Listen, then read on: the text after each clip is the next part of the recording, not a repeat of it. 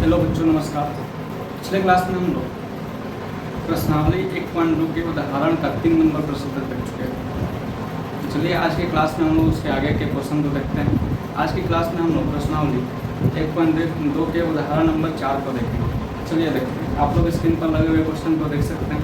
4 number उदाहरण बोला जा रहा है कि वास्तविक संख्या रेखा पर रूट 3 का स्थान निर्धारण कीजिए। सबसे पहले जो है हम लोग क्वेश्चन को लिखते हैं।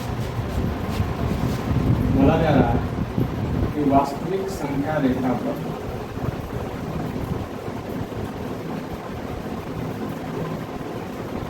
वास्तविक संख्या रेखा पर रूट 3 का स्थान निर्धारण करें। ठीक है, अब इसको अच्छे ढंग से हल करना है। इसको हल करने के लिए सबसे पहले तो हम लोग को संख्या रेखा खींचनी पड़ेगी।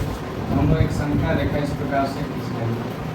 ठीक है, बीच में जो है हम लोग क्या करेंगे, 0 दर्शाएंगे। 0 के बाद जो हम लोग क्या कर लेंगे, 1 सेंटीमीटर जो है स्केल के माध्यम से माप लेंगे। मान लीजिए यहाँ हमारा 1 सेंटीमीटर आ रहा है, ऐसे 2 3 4 5 इस प्रकार से खींच लेना है।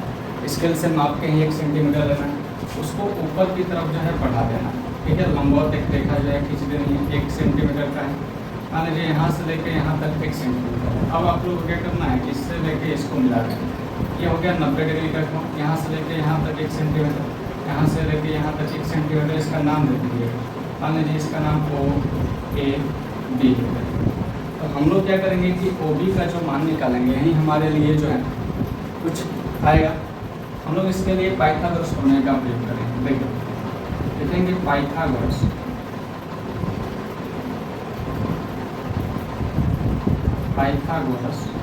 प्रमेय। पाइथागोरस प्रमेय में क्या बोला जाता है कि कर्ण का स्क्वायर बराबर लंब का स्क्वायर प्लस आधार का स्क्वायर जो है सूत्र होगा। अब आगे बढ़ते हैं। यहाँ पे जो है हम लोग इनको दिखाई पड़ रहा है, या आप लोग भी देख पा रहे होंगे कि ये लंब जो है, लंब के सामने वाली जो भुजा होती है उसको हम लोग बोलते हैं कर्ण। तो कर्ण यहाँ पे OB है, तो OB का स्क्वायर यहाँ पे लिखेंगे OB स्क्वायर। लंब यहाँ पे 1 सेंटीमीटर है, या OA पहले लिख लेते हैं, OA का स्क्वायर प्लस में यहाँ पे क्या है AB का स्क्वायर, ये लिख लेंगे। अब ये स्क्वायर इधर जाएगा तो स्क्वायर रूट करेगा, ये हो जाएगा OB इज इक्वल टू अंदर OA का स्क्वायर। तो OA यहाँ पे 1 सेंटीमीटर है, तो 1 का स्क्वायर। यहाँ पर भी AB जो है 1 सेंटीमीटर है, तो 1 का स्क्वायर। फिर ये OB इज इक्वल टू क्या हो जाएगा, अंदर रूट में 1 + 1 यानी कि रूट 2 सेंटीमीटर। ठीक है, ये हो गया OB का रूट। ठीक है, मैं करता हूँ आप लोग हमारी बातें समझ पाए होंगे। रूट 2 तो दर्शा दिए।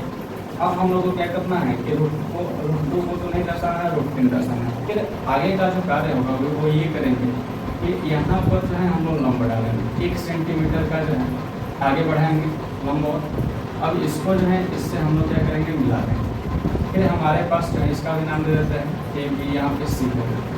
ठीक है, तो यहाँ पे आप लोग देख पा रहे हो ना कि ये तो कर्ण हो गया, ये आधार हो गया, ये जो है लंब हो गया। ठीक है, इस प्रकार से आगे बढ़ते हैं। पाइथागोरस प्रमेय के माध्यम से ही आगे बढ़ते हैं। लिखेंगे यहाँ पे जो दी और करके लिख लीजिए। पाइथागोरस प्रमेय के अनुसार क्या बोला जाता है, कर्ण का स्क्वायर बराबर लंब स्क्वायर प्लस का आधार स्क्वायर सूत्र होता है। तो यहाँ पे कर्ण जो है BC, यहाँ पे लिखेंगे BC का स्क्वायर बराबर लंब यहाँ पे है OC का स्क्वायर प्लस में आधार यहाँ पे है OB का स्क्वायर यहाँ पे लिखेंगे। हम लोग को जो है BC का मान निकालना, क्योंकि हम लोग जब इसका मान नहीं निकालेंगे तब तक जो है रूट 3 को नहीं दर्शा पाएंगे। अब जो है BC इज इक्वल टू, ये जो है स्क्वायर है तो इधर जाएगा तो स्क्वायर रूट हो जाएगा। OC जो है यहाँ पे 1 सेंटीमीटर, तो 1 का स्क्वायर प्लस यहाँ पे OB जो है यहाँ पे रूट 2 का स्क्वायर। आगे बढ़ेंगे तो यहाँ पे BC इज इक्वल टू हो जाएगा 1 का स्क्वायर 1 हो जाएगा, रूट 2 का स्क्वायर 2 हो जाएगा, यानी कि रूट 3 सेंटीमीटर।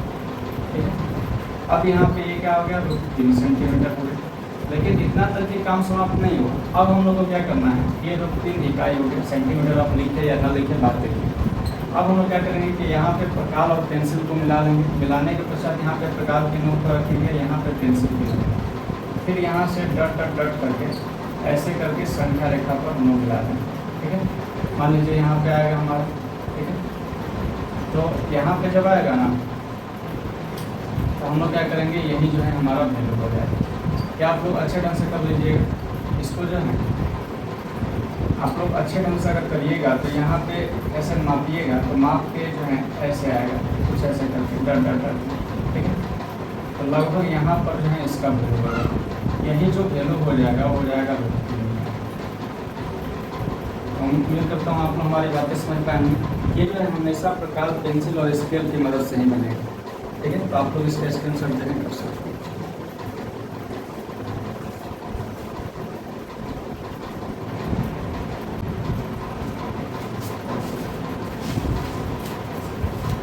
अब हम लोग आगे बढ़ते हैं, प्रश्नावली 1.2 की तरफ देखते हैं। देखिए, इसका पहला क्वेश्चन जो इसमें बोला जा रहा है कि नीचे दिए गए कथन सत्य हैं या असत्य, कारण के साथ अपने उत्तर दीजिए। ठीक है, सबसे पहले तो ये बताना है कि जो दिया गया कथन है वो सत्य है कि असत्य है। उसके बाद सत्य है तो क्यों सत्य है, और असत्य है तो क्यों असत्य, ये जो है कारण हम लोग को बताना। तो आप लोग देखिए, ध्यान दीजिएगा तो ये बातें सब बातें समझ में आएगी। एक का पहला क्वेश्चन देखते हैं। सबसे पहले हम लोग क्वेश्चन को लिखते हैं। पहला क्वेश्चन बोला जा रहा है कि प्रत्येक अपरिमेय संख्या एक वास्तविक संख्या होती है। प्रत्येक अपरिमेय संख्या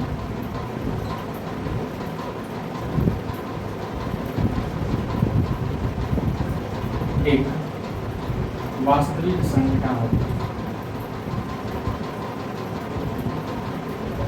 वास्तविक संख्या होती है। अगर इस क्वेश्चन के बारे में बात करें तो यहाँ पे बोला जा रहा है कि प्रत्येक अपरिमेय संख्या, अपरिमेय संख्या के बारे में हम लोग जानते हैं वैसी संख्या जिसे p/q के रूप में न ले सके उसे हम लोग क्या बोलते हैं, अपरिमेय संख्या। जबकि वास्तविक संख्या यहाँ पे करना आया है। वास्तविक संख्या की परिभाषा के बारे में बात करें तो परिमेय तथा अपरिमेय संख्याओं का ही जो समूह होता है उसी को हम लोग वास्तविक संख्या बोलते हैं। तो इस कथन के अनुसार अगर देखा जाए तो बोला जा रहा है कि प्रत्येक अपरिमेय संख्या, मतलब कि एक भी ऐसी अपरिमेय संख्या नहीं होना चाहिए जो कि वास्तविक संख्या है। इसके अनुसार कथन जो है सत्य है हमारा, तो यहाँ पे लिखेंगे सत्य है।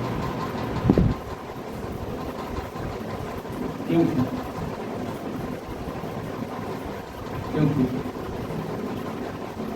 वास्तविक संख्या में वास्तविक संख्या लिखेंगे वास्तविक संख्या परिमेय तथा अपरिमेय संख्याओं का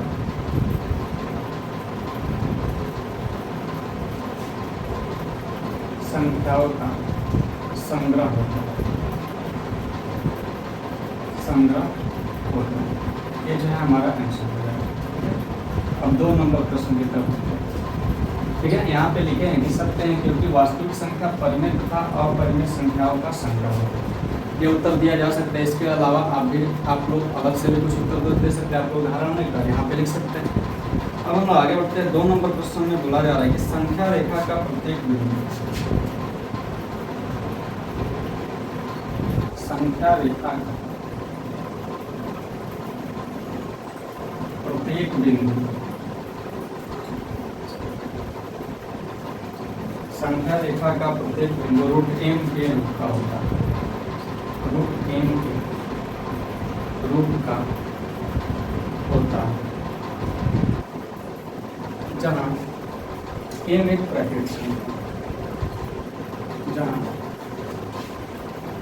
m एक प्राकृतिक संख्या।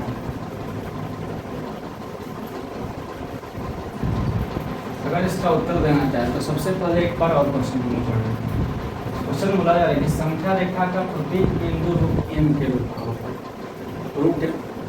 जहाँ m एक प्राकृतिक संख्या, ऐसा तो नहीं हो सकता है। जैसे में हम लोग संख्या रेखा पर देखें, ऐसे एक संख्या रेखा खींच लेते हैं समझने के लिए। संख्या रेखा पर हम लोग क्या दर्शाना है, m एक प्राकृतिक संख्या। प्राकृतिक संख्या यहाँ पे अगर दर्शाना चाहे हम लोग जानते हैं कि प्राकृतिक संख्या जो होती है 1 से स्टार्ट होती है। 1 हो गया, 2 हो गया, 3 हो गया, 4 हो गया, 5 हो गया। अगर इसका स्क्वायर रूट निकालना चाहे तो √1 का स्क्वायर रूट 1 होगा, √2 का तो √2 ये होगा, √3 का √3 होगा, रूट 4 का 2 हो, क्योंकि ये कथन के अनुसार सटीक तो नहीं बैठ रहा है। यहाँ पे रूट 4 का स्क्वायर रूट निकालेंगे 2 हो जाएगा, रूट 1 का निकालेंगे 1 हो जाएगा, रूट 2 का अगर निकालते हैं यहाँ पे 2 आता, तो ये जो है कथन सत्य होता है, जबकि ये तो सत्य नहीं। तो यहाँ पे लिखेंगे असत्य, असत्य।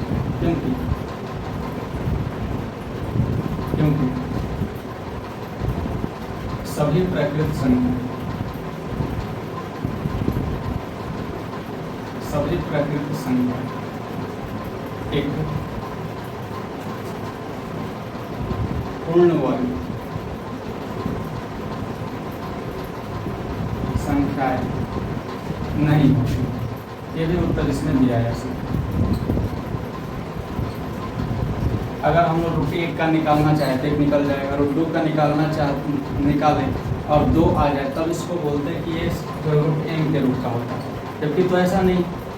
यहाँ पे अगर हम लोग इसको लिखना चाहते हैं, यहाँ पे लिखेंगे असत्य है, क्योंकि सभी प्रकृत संख्या एक पूर्ण वर्ग संख्या नहीं होती। तो 3 का अगर निकालना चाहे तो 3 नहीं आएगा, दशमलव में वैल्यू आएगा, जो कि संभव नहीं है। ठीक है, इसीलिए ये जो है गलत हो जाएगा। अब हम लोग 3 नंबर प्रश्न पर आते हैं। 3 नंबर प्रश्न में बोला जा रहा है कि प्रत्येक वास्तविक संख्या एक अपरिमेय संख्या होती है। प्रत्येक वास्तविक संख्या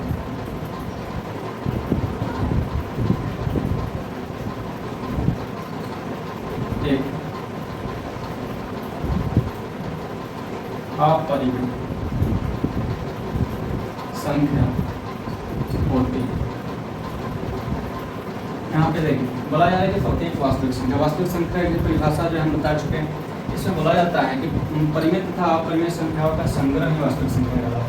जबकि बोला जा रहा है कि प्रत्येक वास्तविक संख्या एक अपरिमेय संख्या होता है, जबकि वास्तविक संख्या में परिमेय और अपरिमेय दोनों शामिल होते हैं। परिमेय कभी अपरिमेय के बराबर नहीं हो सकता, तो इसीलिए इस कथन को लिखेंगे कि ये कथन जो है क्या है, असत्य, असत्य। क्योंकि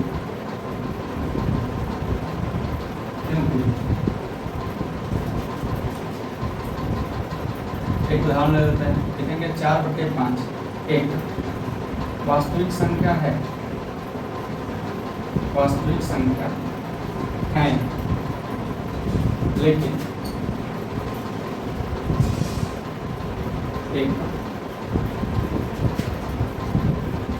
अपरिमेय संख्या नहीं। ठीक है, ये जो है हमारा उम्मीद करता हूँ आप लोग हमारी बातें समझ पाए होंगे। देख सकते हैं आप लोग बोला जा रहा था कि प्रत्येक वास्तविक संख्या एक अपरिमेय संख्या होती है, तो लिखेंगे असत्य है, क्योंकि 4/5 एक उदाहरण ले लेते हैं परिमेय संख्या वाला। तो 4/5 एक परिमेय संख्या यानी कि वास्तविक संख्या, लेकिन एक अपरिमेय संख्या नहीं। इसीलिए यह कथन जो है क्या है, असत्य। आप लोग जो है स्क्रीनशॉट कर सकते हैं।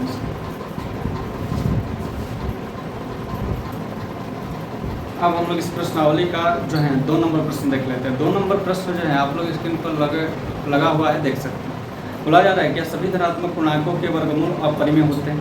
यदि नहीं तो एक ऐसी संख्या के वर्गमूलों का उदाहरण दीजिए जो एक परिमेय संख्या हो। ठीक है, तो हम लोग जानते हैं कि धनात्मक पूर्णांक का अर्थ होता है सभी धनात्मक संख्या। तो यहाँ पे 2 नंबर क्वेश्चन जो है इसको डायरेक्ट हल करते हैं। ठीक है, तो यहाँ पे जो है बोला जा रहा है कि सभी धनात्मक पूर्णांकों के वर्गमूल अपरिमेय होते हैं, तो यहाँ पे हम लोग लिखेंगे नहीं। ठीक है, नहीं होते, नहीं लिख देंगे। उसके बाद इसमें बोला जा रहा है यदि नहीं तो एक ऐसी संख्या का वर्गमूल का उदाहरण दीजिए जो एक परिमेय संख्या, नहीं लिख लेंगे यहाँ पे। अब यहाँ पे उदाहरण लेंगे, उदाहरण हम लोग बहुत सारा ले सकते हैं। जैसे में हम लोग रूट 4 का लेंगे, रूट 4 का अगर निकालेंगे तो यहाँ पे क्या आ जाएगा, 2 आ जाएगा, जो कि एक परिमेय संख्या कहेंगे। इसको 2/1 के रूप में लिखा जा सकता है, यह पहला उदाहरण। इसी प्रकार से हमारे पास रूट 9 का हो जाएगा, ये भी 3/1 इसको लिखा जा सकता है। उस प्रकार से हम लोग रूट 1 का भी लिख सकते हैं, 1 का निकालेंगे 1 पहले निकलेगा, 1/1 इसको लिखा जा सकता है। तो एक उदाहरण देने को बोला गया था, इसमें बहुत सारा उदाहरण हो सकता है। तो यही जो है हमारा उत्तर हो जाएगा। उम्मीद करता हूँ आप